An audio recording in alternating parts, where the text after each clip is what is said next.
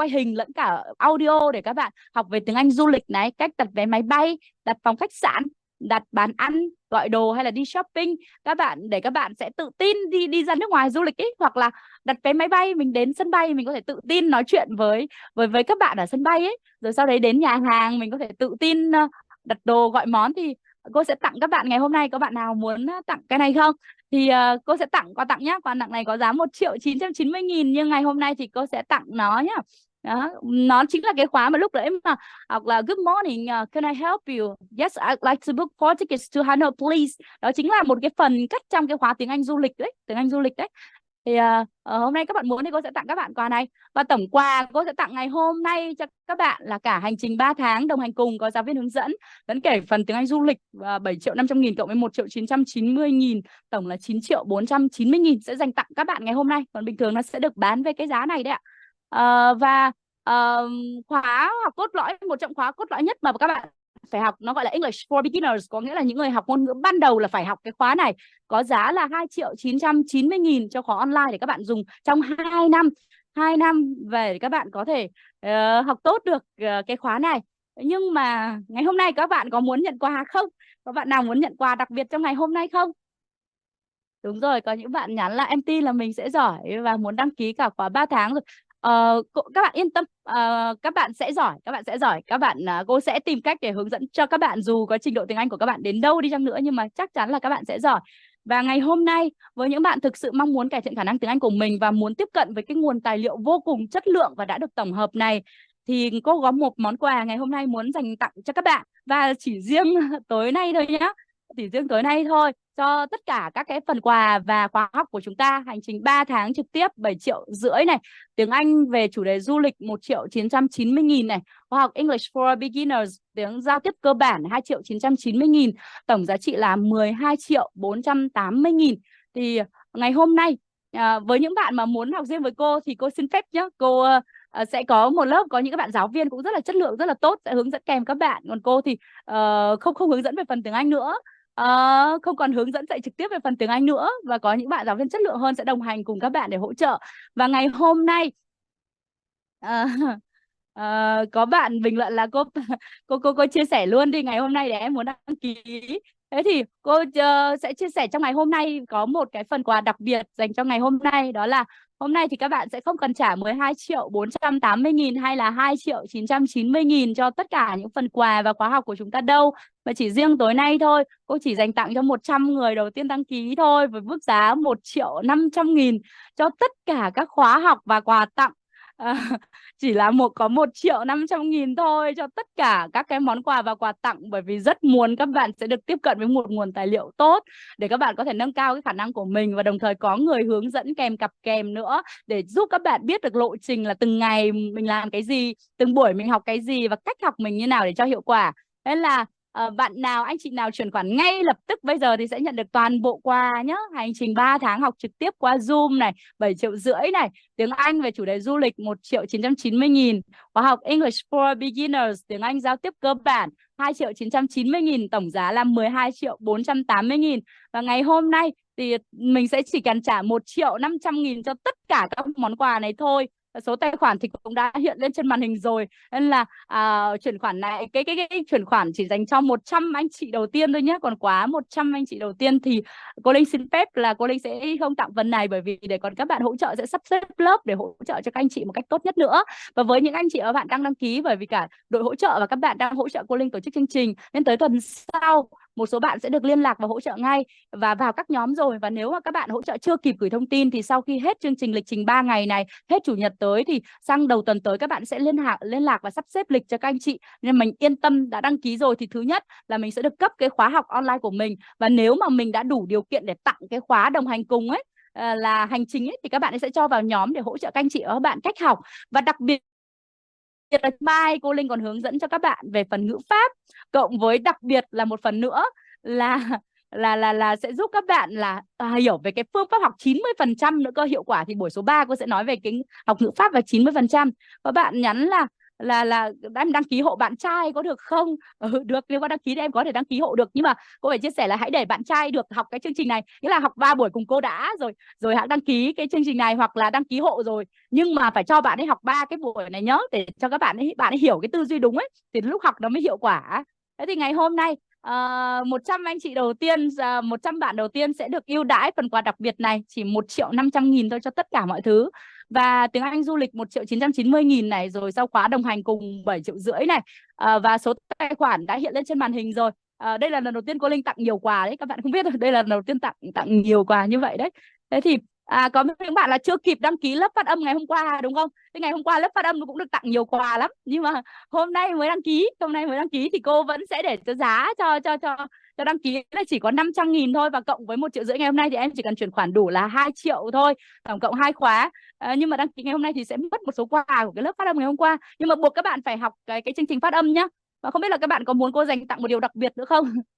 Là nếu mà bạn nào mà chưa kịp đăng ký khóa phát âm ngày hôm qua ấy, thì là sẽ không được tặng cái đồng hành cùng 28 ngày đâu. Nhưng nếu mà các bạn đăng ký cả phát âm và lẫn cả cái chương trình tiếng Anh giao tiếp cơ bản ngày hôm nay, thì cô sẽ tặng combo cho các bạn, để các bạn sẽ có một hành trình 3 tháng tới vừa cải thiện phát âm và vừa nâng cao cái khả năng giao tiếp cơ bản của mình, và được giáo viên đồng hành trực tiếp luôn nhá. Thì tổng cái phần phí của mình là 2 triệu, có 500 với 1,5 triệu ngày hôm nay thôi, thì cô vẫn sẽ giữ ưu đãi cho những bạn đăng ký cả hai phần đó, thì vẫn sẽ có cả phần đồng hành từ phát âm lẫn phần giao tiếp cơ bản cho các bạn nhé.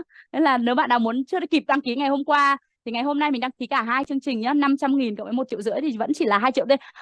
Cô ưu đãi đặc biệt hôm nay thôi nhá, còn đáng nghĩa là ngày hôm qua mà chưa đăng ký là không được cái phần quà này nữa đâu.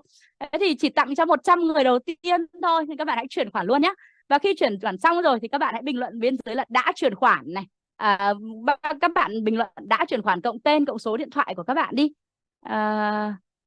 Các bạn nhắn là đã chuyển khoản cộng tên cộng số điện thoại nhé. Rồi có bạn đã đăng ký rồi, rất tuyệt vời. Cú pháp chuyển khoản nhá, các bạn chú ý cú pháp chuyển khoản của các bạn là tiếng Anh giao tiếp cơ bản, viết tắt cộng tên cộng số điện thoại. Còn trong trường hợp mà các bạn quên chưa ghi rồi thì không sao, các bạn chỉ cần có số điện thoại hoặc các bạn nhắn lại là ban tổ chức sẽ hỗ trợ thôi.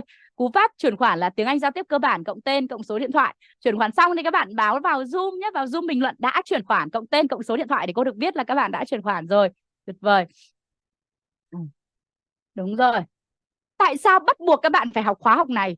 Các bạn sẽ không tìm thấy ở một khóa học nào, một chương trình nào sẽ giúp bạn tiếp nạp hết 1.500 từ vựng quan trọng nhất, thông dụng nhất và hơn 200 mẫu câu thông dụng như chương trình này đâu. Nó sẽ giúp các bạn nghe hiểu tự tin 100% ở 20 chủ đề giao tiếp thông dụng, và các bạn sẽ được chỉnh phát âm từng từ một. Các bạn nhớ nhé là các bạn sẽ được chỉnh phát âm từng từ một trong khóa học này. Từng cái đoạn hội thoại, từng câu chuyện sẽ có phần phân tích, giáo viên chỉ dẫn từng từ một cho các bạn. Đây là khóa học luyện phản xạ giao tiếp cơ bản chất lượng nhất mà các bạn có thể tìm thấy. Và nhiều bạn vì không học lại từ cơ bản nên đã không, nghĩa là các bạn ấy cứ mãi không tiến bộ. Các bạn phải hình dung là có những người học rất lâu mà không tiến bộ. Thì cô Linh có thể chia sẻ một lý do, đó là mãi không giao tiếp thành phản xạ là bởi vì do phần âm, một là chưa tốt, hai là đã không học đúng được cái bộ từ giao tiếp cơ bản 1.500 từ, và đặc biệt có thể là cái cách học của mình đã học sai. Mình không học từ nghe đến việc mình được căn chỉnh từ phần âm đến phần ghép vào từ, vào cụm, vào câu, nên là phần cái cơ bản của mình mãi cứ mắc, căn bản mình không nâng cao và mình cứ vội học nhiều cái khác quá nên mình học nó không hiệu quả. Nên là nếu mà có những bạn nhắn là đăng ký hộ thì ghi số điện thoại của mình hay như thế nào, các bạn đăng ký hộ thì các bạn cứ viết tên của các bạn đi, sau đó ban tổ chức sẽ liên lạc với các bạn và số điện thoại các bạn, thì sau đấy các bạn gửi lại thông tin cho ban tổ chức sau.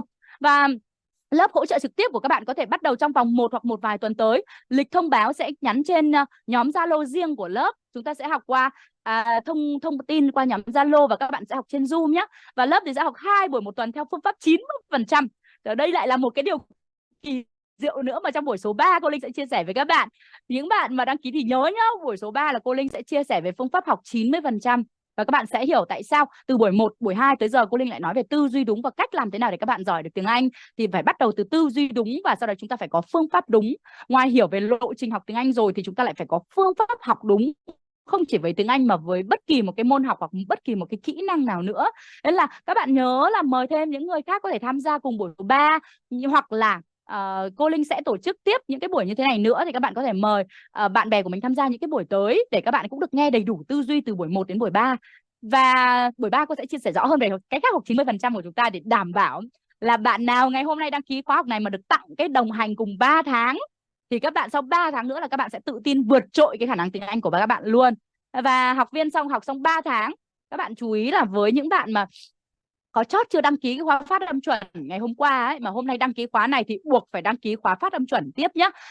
Cái khóa phát âm chuẩn kết hợp với khóa tiếng Anh giao tiếp cơ bản này nó sẽ tạo ra một cái sự tiến bộ vượt trội của các bạn, vì phần phát âm chuẩn là phần lõi của tiếng Anh, lõi quan trọng nhất, sau đó đến khóa tiếng Anh giao tiếp cơ bản này. Và hai cái khóa này kết hợp với nhau, các bạn hãy nhớ là chúng ta sẽ, nếu những bạn đăng ký cả hai khóa, chúng ta sẽ kết hợp 2 trong 1 luôn. Trong 3 tháng đồng hành chúng ta sẽ chỉnh lại toàn bộ phần phát âm lẫn toàn bộ cái phần giao tiếp cơ bản luôn. Thì lúc đó các bạn sẽ bất ngờ là bởi vì trời ơi, mình tiết kiệm thời gian mà mình tiến bộ một cách vượt trội không ngừng. Sau 3 tháng chuẩn hóa phần phát âm, sau 3 tháng 1.500 từ cơ bản, sau 3 tháng 20 chủ đề thông dụng. Trời ơi, các bạn sẽ thực sự cảm thấy sự tiến bộ vượt trội. Vậy nên là chúc mừng các bạn đã đăng ký nhá, và sẽ có rất là nhiều những cái cảm nhận của những bạn sau 3 tháng. Đây có những bạn, bạn Lê Thị Thu Hương, sinh viên năm nhất trường đại học cao đẳng FPT, và bạn ấy mới đầu chưa học theo phương pháp này. Các bạn có biết là bạn ấy gần như là mù tiếng Anh, sợ tiếng Anh vô cùng luôn. Và bạn ấy lúc mà thi tốt nghiệp và lên đại học, bạn ấy chỉ được 1.6 tiếng Anh, bạn ấy chỉ khoanh bừa trong bài thôi. Bạn ấy nghĩ là mình rất là sợ và dốt tiếng Anh. 12 năm học phổ thông không biết gì về tiếng Anh, cứ đến giờ tiếng Anh là ngủ. Vậy mà cuối cùng học 3 tháng theo phương pháp mới, kết hợp khóa phát âm chuẩn và khóa tiếng Anh giao tiếp cơ bản mà cô vừa chia sẻ với các bạn ấy, bạn ấy tự tin hẳn về việc tiếng Anh luôn và có thể nghe nói tốt hơn. Đặc biệt nó đã thể hiện bằng kết quả thực tế là điểm trên trường của bạn ấy chỉ sau 3 tháng học thôi nó đã tăng lên 7.5 điểm rồi. Và cô muốn các bạn sẽ cùng cô nghe cảm nhận của bạn Hương ngày hôm nay nhé, để cho các bạn biết là thực tế là bạn ấy học xong vui quá, sau 3 tháng thì bạn ấy đã đứng lên muốn chia sẻ cho cả lớp biết là bạn ấy đã tiến bộ như nào. Thì mời các bạn cùng nhìn lên màn hình. Được 1,6 điểm mà trong khi đó 1,5 điểm mà và em cảm thấy rất sợ tiếng Anh. Và trong 12 năm học thì là có đến 8 7 năm mình học tiếng Anh, vào tiếng Anh em chịu ấy, và thì em ngay cả những cái không bản em biết của tiếng Anh và em rất không cái level đầu tiên lại rất là dễ thôi, mà em được 5 điểm mà em ui nay qua 3 rồi có lại cô thế rồi. Thế xong thì đến đợt vừa rồi là em vừa mới thi xong một tháng nữa, thì cái đợt đầu tiên là em thi được 6,3 điểm. Nhưng bây giờ là em đã được 7,5 rồi. Đó là chỉ được một thôi. Tiếp một trường hợp nữa cũng học tiếng Anh, sau đó mới đầu rất là sợ tiếng Anh và không còn tin mình học được tiếng Anh, mà rồi sau đấy bạn ấy đã chinh phục tiếng Anh như thế nào.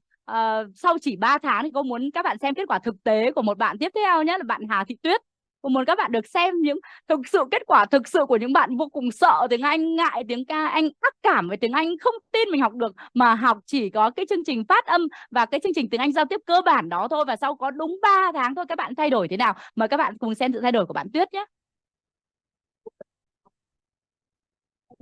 Về khả năng tiếng Anh của em thì em cảm thấy em không biết gì một cái tiếng Anh cả. Từ bé đến lớn thì em mới nhận định là em không học được tiếng Anh ấy. Kể cả gia đình em cũng nói là em không học được tiếng Anh, nên là kiểu em luôn có cái tiếng Anh, em nghĩ là em không bao giờ học được.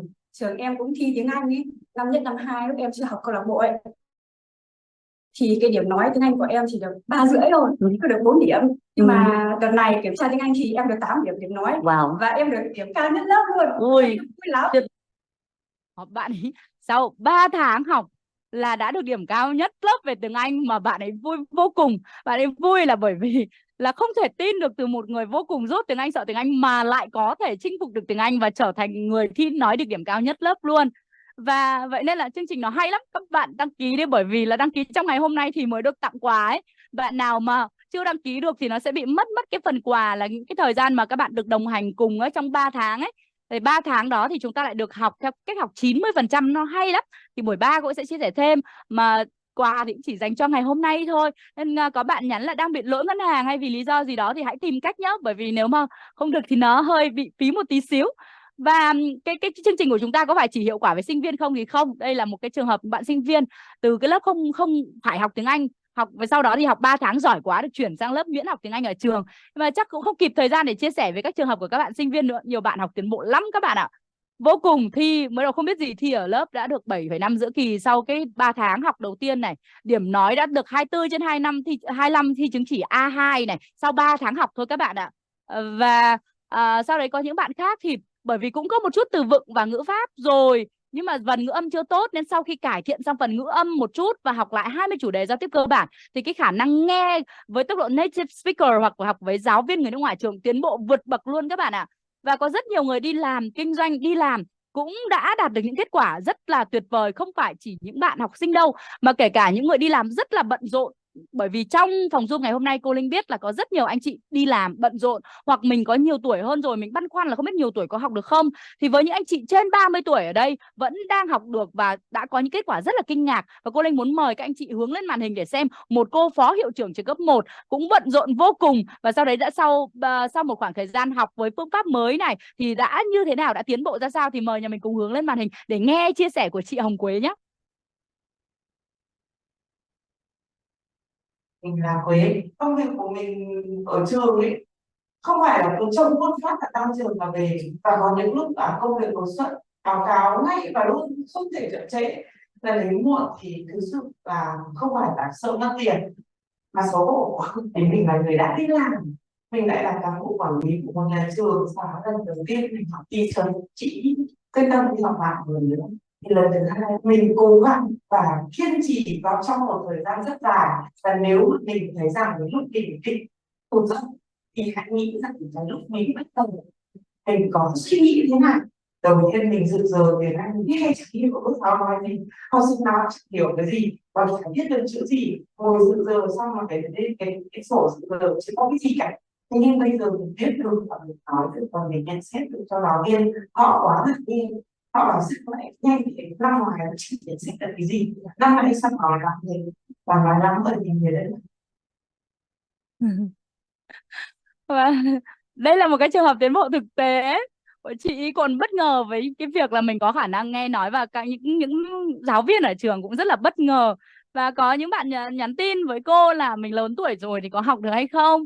Thì chia sẻ với các bạn, lát nữa cô sẽ chia sẻ lại trường hợp này sau. Có rất nhiều các cô chú lớn tuổi. Cô Kim Thoa 63 tuổi, chú Phạm Ngọc Hân 68 tuổi, cô Vũ Thanh Thủy 59 tuổi và cô Bùi Thúy Ngân 63 tuổi, và còn nhiều các cô chú khác cũng đang theo học cái phương pháp này và cảm thấy nó rất rất hiệu quả, và cảm thấy đây là cái phương pháp chắc chắn và duy nhất có thể giúp được mình. Nên là cô chỉ muốn chia sẻ với các bạn đó là các bạn yên tâm, 60, 70 tuổi còn có thể học được thì các bạn 30, 40 hay là 50 vẫn có thể học tốt nhé.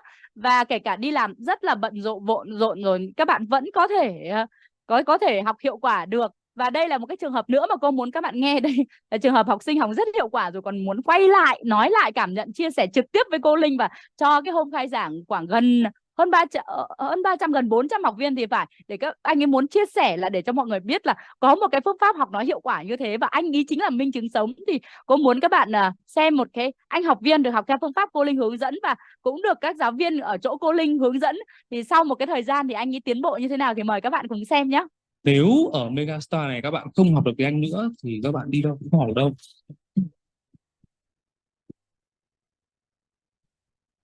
Thế tôi là một cái nhân chứng, tôi mất khoảng 3 năm trời đi thi, tôi đi tìm nó mỏi cánh lắm rồi, và đây là chốt áp. Mình đã học khoảng 2 câu lạc bộ, đi được quả 30 buổi rồi mình out luôn. Thì đến Megastar thì đúng là rất khó khăn, hành trình cực kỳ khó khăn. Để Phỏng được vấn đồng ý vào câu lạc bộ. trượt, hy vọng được học lại.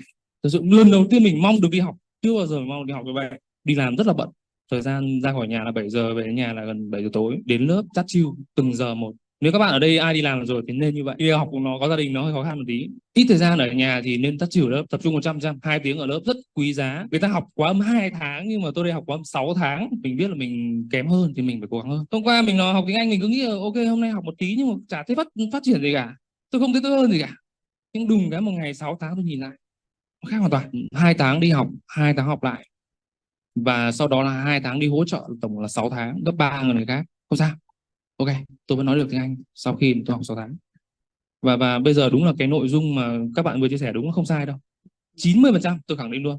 Tôi là người đọc bây giờ bản vẽ nó bên này nó thiết kế là 100% là tiếng Đài và tiếng Anh, và cái duy nhất là mình dịch được phức tạp vào đó là Ấn Độ. Nhà máy xoài Phú Thọ tôi đang làm dự án, 100% người Ấn Độ nói ngôn thứ hai là tiếng Anh, họ không nói tiếng Ấn Độ đâu. thì mình phải giao tiếp được với họ mới làm việc được, không cần nhanh, chậm thôi. Tuy mình phải làm được, chứ đừng làm là ép mình là học 3 tháng trong thành thạo nó, các bạn sẽ bỏ cuộc rất nhanh, mọi người không nhận ra mọi người lớn lên từng ngày đâu. Tôi vẫn nhớ cái ngày kỷ niệm là ngày tháng 5 năm ngoái tôi bắt đầu đi học tiếng Anh, thì mọi người ánh mắt đúng như Linh nói ấy. Trời ơi tào lao, trời ơi bát nháo, trời ơi dè bỉu, trời ơi dở hơi. Nhưng mà khi đó bây giờ cái văn bản công ty tôi là người duy nhất, cái sửa chữa máy in tôi là người đã ra đọc duy nhất, đặc biệt với đó mà vì nó không hiểu báo cái gì cả. Thì đến cái game của các bạn chơi ấy cũng là cái người tôi là dịch ra cái ngôn ngữ cho bạn chơi, thì các bạn mới thi hiệu quả.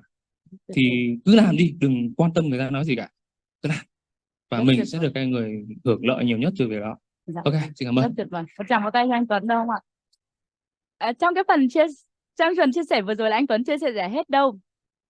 Anh ấy nhờ cái việc làm việc với đối tác nước ngoài ấy, mà dùng được tiếng Anh ấy, anh ấy đã ký được những hợp đồng rất là nhiều tỷ cho công ty và trở thành cái nhân viên nói tiếng Anh tốt nhất trong công ty và ký hết các hợp đồng cho công ty mặc dù lịch trình đi làm rất là bận.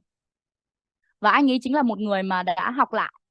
Anh ấy học lần đầu ấy mà cảm thấy nó chưa ngấm bởi vì cái thời gian mình dành được nó chưa nhiều và sự tập trung mình chưa nhiều ấy. Sau đó anh ấy học lại thêm một lần nữa. Thế các bạn ơi, sau 3 tháng học, sau đấy là 2 tháng học, sau lại đi học lại một lần nữa. Thế sau đấy, nhưng mà sau 6 tháng thì anh ấy chia sẻ là bùng một cái là tự nhiên mình nói rất là giỏi tiếng Anh. Và các bạn thấy là nếu mà 3 tháng mình học chưa giỏi và sau đấy 6 tháng mà mình lại có thể trở thành cái người giỏi tiếng Anh như vậy và có thể làm việc với đối tác nước ngoài thì nó có xứng đáng không ạ? Các bạn có thấy nó tuyệt vời không ạ? Nếu 3 tháng mình chưa thể giao tiếp cơ bản thành thạo được thì các bạn dành thêm một chút thời gian với những người kể cả là học chậm đi chăng nữa, mình học lại thêm một cái lần nữa để đảm bảo mình chắc chắn là giỏi, thì các bạn có thấy nó tuyệt vời không? Thì đây là điều mà cô Linh muốn chia sẻ với các bạn. Và tiếng Anh có thể nó đòi hỏi cái sự luyện tập.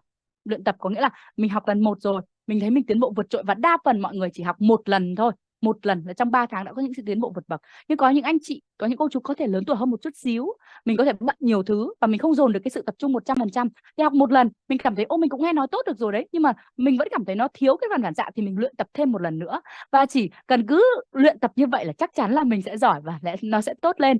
Và có rất nhiều học sinh của cô Linh đã thực sự tiến bộ vượt bậc và đã có niềm tin tuyệt vời sau khi mà học cái chương trình này, bởi vì các bạn ấy biết là các bạn ấy giỏi tiếng Anh và các bạn ấy trở nên tự tin hơn rất là nhiều.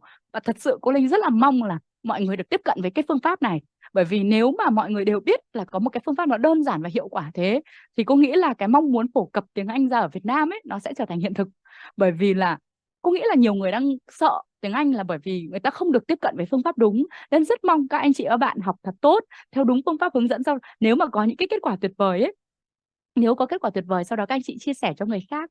Học 1 lần chưa được thì học 2 lần, nhưng mà chắc chắn là ngay lập tức các anh chị bạn đã biết cách là học thế nào và biết chinh phục nó rồi, thì dù bao nhiêu tuổi, dù lớn tuổi đi chăng nữa, dù công việc bận rộn thế nào, nhưng mà cô Linh có thể khẳng định chắc chắn các anh chị bạn cho bản thân mình thử 1 lần, học 1 lần, sau đó sẽ tự biết cách làm thế nào chinh phục được tiếng Anh. Và lần này cô Linh tin chắc các anh chị bạn đây sẽ là điểm dừng chân cuối cùng trên hành trình học tiếng Anh của mình biết chính xác mình làm thế nào để giỏi, thì sau đó mình sẽ tự biết mở rộng bản thân. Và đến ngày số 3 thì ngoài hướng dẫn về học ngữ pháp, ngoài hướng dẫn về phương pháp học 90%, thì cô Linh sẽ hướng dẫn cái cách mình tự mở rộng bản thân tiếp. Khi mà mình làm về chuyên ngành gì, về chủ đề gì thì mình sẽ biết tự học để tự giỏi và tự trở thành cái chuyên gia trong cái lĩnh vực đó, và mình có thể tự tin vô cùng với phần tiếng Anh của mình. Nên là đây có bạn đã nhắn tin vào cho cô rồi, có cô Vũ Thị Thanh Thủy cũng đang học 2 lần. Bạn Diễm có nhắn là chú Hân 62 tuổi sau khi học xong đã nói chuyện được với con rể người Mỹ rồi.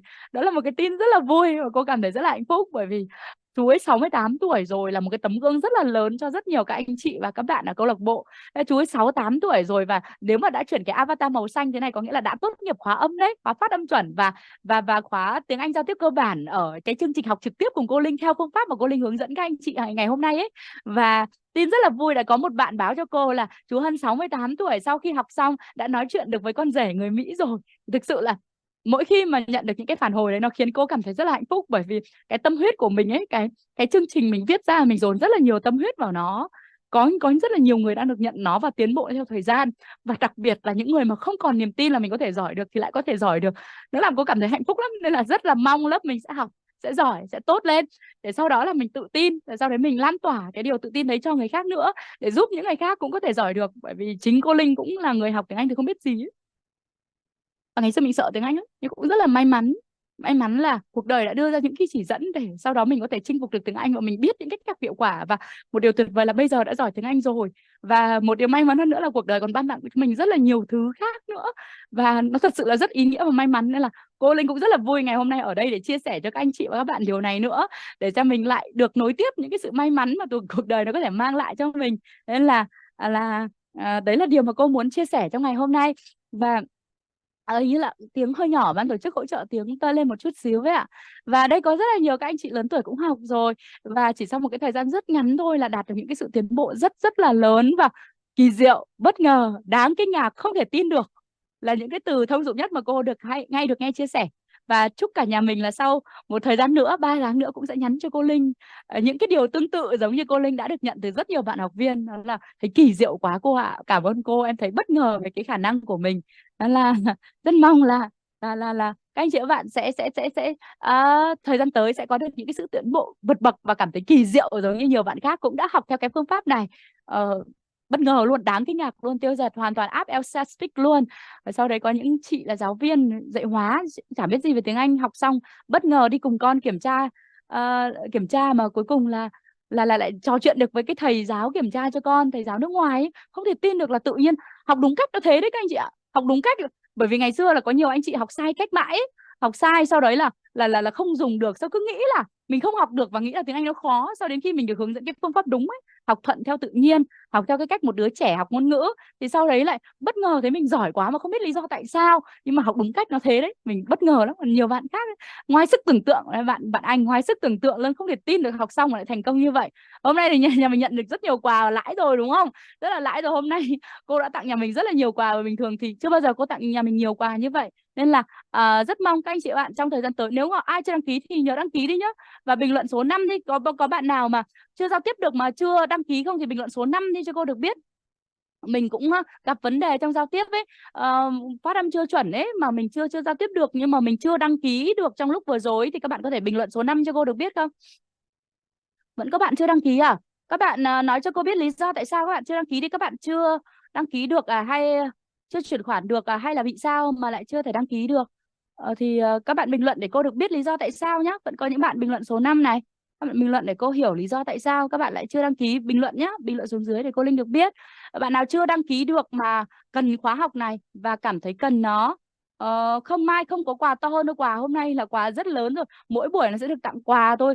Sau đấy là nối tiếp quà hôm sau, hôm sau có quà gì sẽ nhận quà đó, còn những cái ưu đãi sẽ mất. Ví dụ hôm nay mà bạn nào đăng ký 2 triệu ấy là cô có thể tặng thêm cái phần này, có giáo viên đồng hành phần phát âm, nhưng mà khóa từ vựng tiếng Anh người Việt hay phát âm sai là không có được nhận đâu. Quà hôm nào là được nhận hôm đấy thôi. Quà hôm nào là được nhận hôm đấy thôi, mai không có quà to hơn đâu. Đấy, không phải là các bạn đợi để hôm sau quà to hơn đâu, mai là không có được tặng khóa tiếng Anh du lịch, không có được tặng cái gì nữa đâu. Nên là đăng ký thì đăng ký luôn nhá. Bạn nào mà mắc chuyển khoản ấy thì cô nghĩ là nó không phải là vấn đề đâu, các bạn nhờ các chuyển khoản hộ ấy, mình có cách mà, chuyện đấy dễ mà, ta có thể làm được mà. Có bạn nhắn là hôm qua chuyển khoản rồi mà chưa có tài liệu gì. Sau cái tuần này nhé, các bạn hỗ trợ sẽ liên lạc với các bạn, bởi vì các bạn vẫn đang trong hành trình học 3 ngày cùng cô ấy, nên ban tổ chức sẽ để các bạn học tiếp nữa. Các bạn sẽ học tiếp đã, thì sau đấy các bạn hỗ trợ sang tuần tới, đầu tuần tới sẽ liên lạc với các anh chị để chia lớp và sắp lớp cho nhà mình nữa, và thông báo lịch cho nhà mình qua Zalo. Nên là hôm nay chưa nhận được tài liệu gì đâu. Bạn MC và các bạn hỗ trợ sau sẽ còn hỗ trợ các anh chị nhận hết quà, hết tài liệu, và sẽ hỗ trợ còn đến khi nhà mình nói giỏi tiếng Anh cơ mà. Mình còn phải phát âm chuẩn tiếng Anh, mình phải giao tiếp thành thạo tiếng Anh cơ mà. Đúng rồi, các bạn yên tâm, các bạn đã chuyển khoản rồi thì ban tổ chức chắc chắn sẽ liên hệ với các anh chị các bạn nhé. Và ai chưa đăng ký được thì bình luận tiếng Anh giao tiếp cơ bản viết tắt cộng số điện thoại đi. Các bạn bình luận tiếng Anh giao tiếp cơ bản cộng số điện thoại để các bạn trong ban tổ chức có thể hỗ trợ nhà mình nhé. Có thể hỗ trợ nhà mình ngày hôm nay. Và nếu mà ai đang thắc mắc về tiền thì có 1,5 triệu thôi ngày hôm nay, cô nghĩ không nhiều lắm đâu. Khi mà các bạn giỏi lên rồi thì ngay lập tức các bạn sẽ có năng lực để làm được nhiều thứ khác tốt hơn. Nên là bạn nào mà chưa đăng ký được nhé, hôm nay cô chỉ hỗ trợ tối đa 100 người thôi. Bạn nào mà đăng ký muộn hơn sau thì cô xin phép sẽ không hỗ trợ nữa, bởi vì nó còn liên quan đến việc là mình sẽ sắp lớp để hỗ trợ nữa. Các bạn cứ chuyển khoản tiếp nhé. Mà ai chưa chuyển khoản được vì lý do gì ấy thì các bạn nghĩa là muốn học rất là muốn học mà chưa thể chuyển khoản được thì các bạn bình luận là tiếng Anh giao tiếp cộng số điện thoại, để sau đó thì ban tổ chức sẽ hỗ trợ nhà mình luôn nhé. Và một lát nữa thì bạn MC sẽ lên để hỗ trợ cả nhà mình. Và các bạn bình tĩnh, hôm nay cô còn quà ở đây, có còn quà ở đây nữa. Hôm qua và hôm nay Tiếp theo là hôm qua là chúng ta đã học được 5% rồi. Ta đã nói về gốc rễ của việc giỏi tiếng Anh để có thể giao tiếp tốt là bắt nguồn từ tư duy đúng cộng với phương pháp và lộ trình đúng. Và cô đã trung cấp cho các bạn khóa phát âm chuẩn. Và các bạn chú ý là khóa này là các bạn có thể tự luyện được. Chúng ta đã biết cách rồi. Trong cái khóa này nó đã hướng dẫn rất là chi tiết cho các bạn rồi. Kỳ thực là các bạn không cần giáo viên hướng dẫn đâu. Các bạn có thể tự luyện được cái khóa phát âm chuẩn này rồi. Bởi vì trong cái tài liệu các bạn được cung cấp, cái khóa học các bạn mua ấy, nó chỉ có 500.000 thôi. Cái khóa đấy 500.000 ấy là các bạn có thể tự luyện được rồi. Nhưng mà cô vẫn tặng các bạn cái khóa 28 ngày đồng hành ngày hôm trước ấy, là để sau đấy hỗ trợ các bạn sửa những cái phần mà hỗ trợ trên lớp trực tiếp để giúp các bạn chắc chắn là giỏi được. Và nếu có nhầm ở đâu thì các bạn hỗ trợ trực tiếp lớp sẽ chữa cho các bạn. Và ngoài ra thì hôm nay chúng ta đã học được 15% rồi. Buổi hôm nay là 15%. Ta đã được nói về phương pháp học từ vựng đúng và hỗ trợ các công cụ tài liệu để giúp các bạn có thể nạp được 1.500 từ vựng và hơn nữa là 200 mẫu câu sử dụng nhiều nhất trong tiếng Anh. Và một số bạn đăng ký ngày hôm nay thì đã nhận được thêm, các bạn sẽ được thêm sự đồng hành trực tiếp của một số thầy cô. Và nhớ bạn nào đã đăng ký rồi là buộc phải học buổi ngày mai, buổi số 3 nhá. Để cô sẽ hướng dẫn các bạn về cái phương pháp học 90%. 90% bởi vì cách học của chúng ta nó không chỉ hay ở chương trình giáo trình đâu, không chỉ hay là các bạn sẽ có giáo viên đồng hành đâu, mà còn cả phương pháp học với giáo viên đồng hành học theo cách 90%. Ngày mai sau khi các bạn nghe xong thì chắc chắn mà các bạn hiểu được phần đó thì 3 tháng nữa thì cái khả năng giao tiếp của các bạn sẽ tăng lên một cách vượt bậc vô cùng. Nên những bạn mà đã đăng ký khóa phát âm chuẩn và khóa tiếng Anh giao tiếp cơ bản buộc phải tham gia buổi ngày mai với cô Linh nhá, để cô Linh chia sẻ nữa về cái cách học bất kỳ một cái kiến thức và kỹ năng nào theo cách 90% là như thế nào. Và hôm nay thì chúng ta đã biết là có công cụ để hỗ trợ mình rồi, và sẽ có người đồng hành với mình trong 3 tháng tới nếu các anh chị bạn đăng ký ngày hôm nay. Và các bạn học khóa phát âm chuẩn tiếng Anh rồi, nếu mà bạn nào đã đăng ký ngày hôm qua thì nhất định các bạn sẽ phải học thêm khóa tiếng Anh giao tiếp cơ bản này nữa, bởi vì là buộc phải có khóa này, bởi vì phần âm nó là phần móng, phần âm nó là cái móng nhà. Móng nhà tốt là một cái tiền đề rất quan trọng để ngôi nhà của chúng ta được xây cao. Và phần âm thôi mà chưa có phần từ vựng, 1.500 từ vựng thì nó không có chỗ để tỏa sáng và cất cánh. Vậy nên là móng rất chắc rồi là phải cho tường được xây thật cao lên. Đó chính là phần từ vựng mình đã dùng. Nên là các bạn đã đăng ký khóa phát âm chuẩn tiếng Anh rồi thì nhất định phải đăng ký cái khóa giao tiếp cơ bản này nhé. Để chúng ta sẽ gộp 2 khóa lại trong vòng 3 tháng, giúp các anh chị bạn tự tin cả phần âm lẫn 1.500 từ vựng đầu tiên và 20 chủ đề giao tiếp cơ bản. Và các anh chị bạn nhớ, nếu đã đăng ký thì buộc phải tham gia buổi ngày mai, buổi số 3 cùng cô Linh. Bởi vì buổi số 3 này sẽ chỉ ra chính xác cho anh chị bạn cách học, nói sâu về tư duy và cách học để giúp anh chị bạn chắc chắn là sẽ giỏi được tiếng Anh. Nên là buộc mình phải tham gia buổi số 3 nhé.